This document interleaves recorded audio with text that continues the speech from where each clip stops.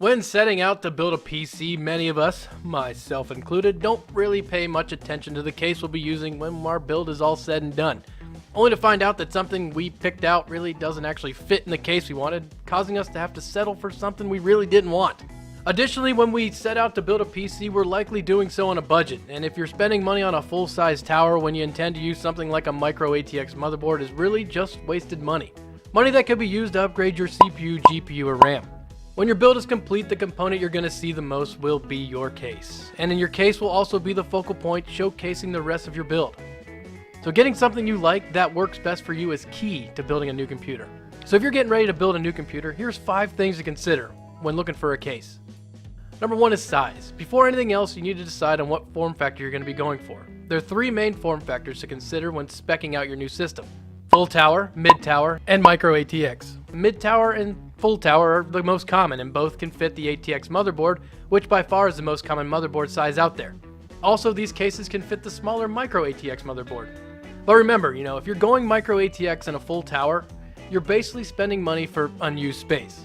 After you nail down what motherboard you're going to use, you need to decide, do you want a full tower, a mid tower, or a micro ATX case? But remember to always go back and check for your motherboard's compatibility. For example, extended ATX motherboards normally only fit in full tower cases, and mini ITX cases normally only take mini ATX motherboards. For the average PC user, a mid tower offers the best of both worlds. It's larger than a mini ITX case, so you're less likely to fall victim to interference issues with hardware you've selected. And it's not as huge as a full tower case, so you're not buying extra space you really never plan on using. Mid towers on average have ample space for mounting large CPU air coolers and locations for AIO radiators. However, if you plan on doing some custom water cooling, you may want to consider a full tower case, as they tend to have more radiator mounting positions and more space, to mount things like pumps and reservoirs. But remember, it's good practice to go back and verify that the cooling solution you've chosen will actually fit inside the case you want. Nothing's worse than finding out after you have your new Noctua NHD15 cooler installed that your side panel doesn't fit. Number 2 is best bang for your buck. When it comes to PC cases, for the most part, you tend to get what you pay for, so it's important to know what's important to you. Do you want a large glass window to see all your hardware, or do you want something functional that will reside underneath your desk out of sight? And if you're building something on a tight budget, it's important to try to get the most out of your purchase. So when looking for a case, try to find something that comes with at least 2 fans, one at the front and one at the back, to maximize airflow. Not all cases come with fans, and this could be an added expense you really hadn't accounted for when you set up to build your new PC.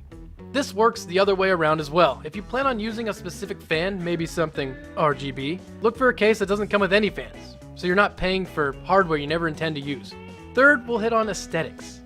We touched on this at the beginning, but you're going to be looking at this PC for years to come, so it's worth buying something you actually like, as, upgrading your case, while possible, isn't really as easy as upgrading something like your RAM. If you have a color scheme in mind, look for something that aligns with it. And if you're going for more of an RGB look, maybe consider something with more neutral colors that will work with any color of the rainbow. Something else to consider is the viewing window.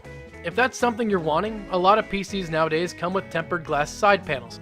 However, make sure to look closely before buying, as some cases still actually do come with plastic or acrylic side panels.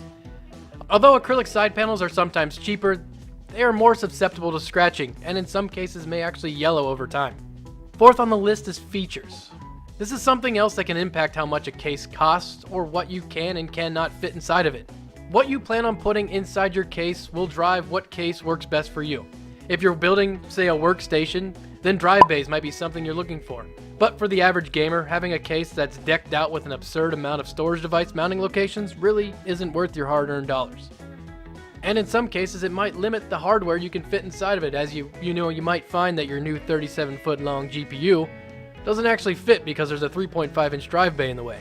For the most part, if you're building a gaming PC, look for something with at least one 2.5-inch solid-state drive mounting location. If you also want to add a larger mechanical storage drive, then make sure you have at least one 3.5-inch drive mounting location. Something else to consider is how much I/O do you really want? Do you want a case with a plethora of USB ports at the front, or do you not need any? Additionally, some cases offer VR pass-through support, where they have an HDMI located on the front panel that makes plugging in your VR headset easier than blindly feeling around in the dark at the back of your case. Last but not least is cable management. Cable management is one of those things you need the most when you don't have any. Enough can't be said about good cable management. Not only does it make your computer look more professional and appeasing to the eye, it can make maintenance and upgrading down the road a lot easier. Finding a case that offers good cable management is key to having an enjoyable experience when building your new computer. Look for a case that has good grommeted pass-throughs for your motherboard. Make sure to pay attention to how much space is available behind the motherboard underneath that back cover as well. Look for things like pre-installed tie downs or zip tie mounting positions. And if your case is going to have a see-through side panel, make sure you have the needed space to run your cables neatly, as it vastly improves how your system looks when it's all said and done. Also, good cable management directly impacts how easy your system is to build, as a case with great cable management is far more forgiving than one without. Thank you for watching. I hope you found this video useful and helpful if you're getting ready to build your new computer. If you have any other questions, leave me a comment down below. Maybe I can do some research work for you, figure out what works best for you. If you like this video, make sure to hit that thumbs up button and consider getting subscribed, as we're gonna try to push out some more build guides or useful tips in the future. And if you want to just have some entertainment, check out what comes out on Saturday. Thank you for watching. I appreciate it.